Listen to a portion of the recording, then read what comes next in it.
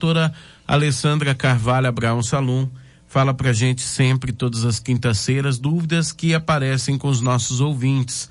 E uma dúvida pintou de uma jovem mãe que tem passado por uma situação bem complicada, que ela falou que tem medo de deixar o filho ir dormir no quarto, porque ele sempre acorda de noite com medo, uma série de situações nesse sentido, e por conta disso, mesmo aos 12 anos de idade, ele dorme ao lado da cama dela e do marido. E mais que isso, claro, já tem feito desgastes no casamento e no relacionamento. Não distante disso, nós tínhamos recebido também já uma participação de uma outra pessoa que falou também sobre o mesmo assunto, porém a criança ainda é muito pequena, mas qual o momento certo de fazer com que as crianças vá dormir no próprio berço, né, na própria cama, no próprio quarto, algo nesse sentido. E aí a gente levou, claro, essas informações à doutora Alessandra, que agora já está aqui conosco. Bom dia, doutora, mais uma vez, obrigada aí pela participação. Bom dia, David, bom dia, Juliana, e a todos os ouvintes. Fico muito feliz de estar aqui com vocês novamente, e essa pergunta é excelente. Justamente por ser uma situação muito corriqueira, que a gente encontra na maioria das famílias, é algo que realmente precisa de orientação. Dormir no quarto dos pais quando o bebê é recém-nascido, quando ele tem ali até o 3º mês, né? É normal, até por conta da demanda da amamentação, os pais ainda estão organizando os horários da criança, né? Disciplinando esses horários, então ok. Mas assim que a criança for um pouquinho maior, né, o bebezinho, ele já precisa começar a se adaptar, ficar no próprio quarto, porque isso, com o passar do tempo, vai ajudar no desenvolvimento da autonomia, da independência, vai ajudar a criança a entender que o quarto dela é o mundinho dela, né, um mundinho ali em miniatura, vai ser o local onde ela vai poder projetar as suas individualidades, entender que ali é o seu porto seguro, né? E isso, inclusive, contribui para que a relação dos pais seja resgatada, porque a gente sabe ali que no início da parentalidade, né, quando há o nascimento do bebê, a relação do casal fica um pouco mais morna, né? Há um distanciamento que é natural por conta que a mãe está ali e o pai também, né, dedicados para as necessidades da criança. Conforme a criança vai crescendo, a necessidade que os pais retomem a sua vida como um casal, retomem os momentos de intimidade, não só da intimidade do erotismo, mas também a intimidade de poder conversar os assuntos deles, de ter aqueles momentos de carinho, de ficar abraçadinho, enfim, de fazer qualquer coisa juntos sem a interferência direta da criança, né? Então, é saudável para o relacionamento dos pais que haja esse desligamento e é saudável para o desenvolvimento mental da criança. Nesse sentido, como que a gente pode ajudar os pais a lidarem com isso? Primeiramente, eles lidarem com o próprio medo, porque no relato aí da ouvinte, a gente vê que ela tem um medo muito grande, né, de deixar a criança sozinha. E querendo ou não, os nossos filhos percebem os nossos afetos. A gente acha que, mas eu não falei nada, né? Não é só o que é dito que a criança percebe, ela percebe muito mais o que é manifestado de forma não verbal. Até porque a criança está aprendendo a adquirir o vocabulário, a interpretar o vocabulário. Então, às vezes o que é dito nem é tão entendido quanto o que é manifestado no comportamento. E essa mãe, de alguma maneira, deve transmitir alguma insegurança para essa criança, o que se manifesta nos pesadelos, no medo de dormir sozinho, né? A criança precisa ser estimulada a enfrentar esse momento de solidão, né? Para que ela aprenda a conviver com a própria companhia, para que ela aprenda a lidar com as próprias fantasias. E uma coisa boa que os pais podem fazer é, de repente, criar hábitos noturnos, né? Dormir em hora pré-determinada, né? Ou pelo menos todo mundo se recolhe em determinado horário.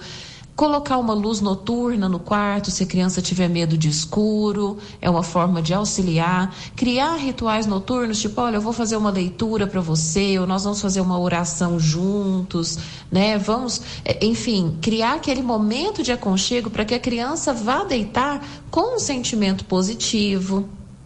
Os pais darem para ela uma sensação de segurança, né? Que qualquer coisa ela pode chamar, que eles irão atendê-la, eles irão ao socorro dela.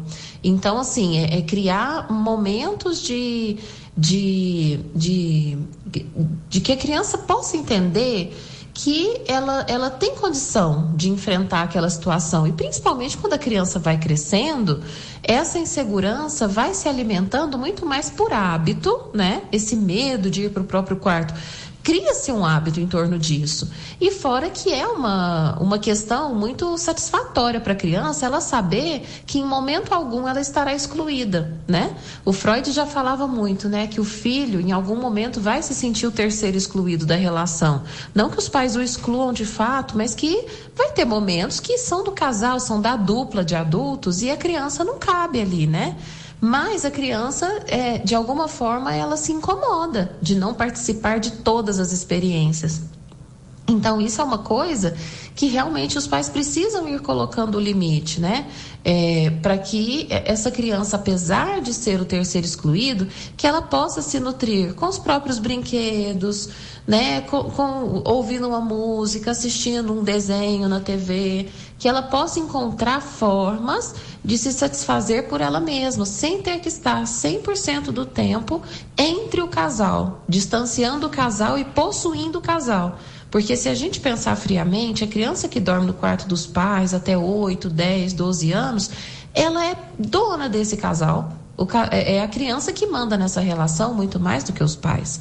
E isso é uma coisa complicada, porque aí na entrada da adolescência, essa criança vai ter problemas de ajustamento e ao mesmo tempo vai ter sentimentos de posse e não vai desenvolver o respeito adequado, adaptado para a idade, a responsabilidade, porque ela vai ter um comportamento infantilizado, né? E uma fantasia de que nos outros relacionamentos ela poderá controlar assim como ela controla a vida dos pais. Então, assim, olha quanta coisa importante que nós estamos trazendo aqui hoje, né? A necessidade dos pais, se não conseguirem fazer isso sozinhos, buscarem um apoio, né, uma orientação psicológica para aprender a lidar com as próprias inseguranças e ajudar os filhos nesse processo. A necessidade também de, caso não consigam auxiliar a criança sozinhos, que procurem também um terapeuta para a criança, porque a criança precisa desenvolver as suas competências de autonomia e independência para que ela desenvolva a sua subjetividade e defina quem ela é como sujeito. Né, para que ela não tenha as suas características emocionais fundidas, misturadas nas características dos pais.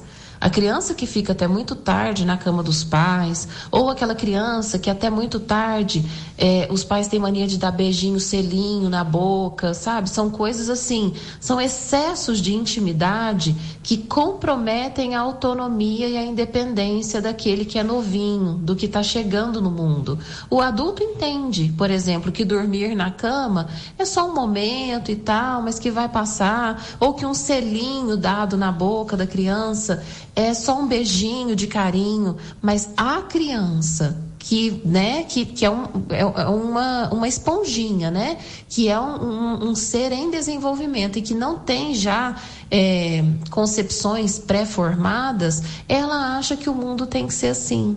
E aí ela acredita que esse excesso de intimidade é saudável e isso vai comprometer os relacionamentos sociais, profissionais no futuro, né? Então, muito conteúdo importante tratado aqui hoje. Deixo a orientação para os pais, realmente, quando forem crianças menores, a gente até consegue utilizar elementos lúdicos.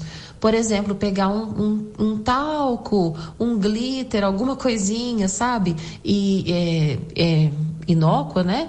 ou então um sprayzinho com água e amaciante, fala, olha, eu vou jogar esse pozinho mágico, eu vou jogar esse sprayzinho mágico na sua cama, que vai te ajudar a se sentir melhor e vai te fazer dormir tranquilo. A gente usa muito do efeito placebo, né? Quando as crianças são muito novinhas. Mas uma criança de 8, 10, 12 anos já não cai mais nessa conversa. Não funciona. Então, com a criança de 8, 10, 12 anos, a gente vai precisar realmente utilizar do diálogo aberto, né, da motivação, do estabelecimento de limites, mas tudo isso com carinho, para que a criança não se sinta expulsa do quarto dos pais, e sim que ela sinta que está ganhando um nível a mais de maturidade, de autonomia, indo para o próprio quarto. Às vezes colocar algum item de decoração que a criança goste muito, alguma coisinha que deixe ela motivada a ficar no próprio quarto pode ajudar também, né? Então, assim, são vários recursos que a gente tem, e se vocês forem na terapia, a gente vai ter uma gama de alternativas para ajudá-los nesse processo, né? Como eu sempre reforço aqui, a gente tem os serviços públicos, né? As UBSs que têm psicólogos, a gente tem as universidades que têm curso de psicologia que prestam serviço gratuitamente, tem ótimas clínicas na cidade, e para quem precisar, tem a clínica Psicociente, que é onde eu trabalho, né, que vocês vão encontrar uma equipe. Nós somos em 11 psicólogos e com certeza vai ter alguém ali que vai ajudar vocês a resolverem o problema de vocês, né? Nós ficamos na Rua Vigário Silva, 1332, o celular, o WhatsApp é 996389639, e qualquer coisa que vocês precisarem, nós estaremos à disposição. Mais uma vez, um abraço, muito obrigada pela audiência e até semana que vem. Valeu, doutora, obrigado mais uma vez. Nós conversamos com a doutora Alessandra Carvalho Abraão Salum, ela que é lá da Psicociente. Mais uma vez agradecer o carinho em responder os nossos ouvintes. Já temos mais perguntas já para a próxima semana, e quem também quiser participar pode mandar, inclusive até no meu WhatsApp o particular, o 988780600, ou aqui na emissora durante o programa a gente já recepciona e já encaminha ela.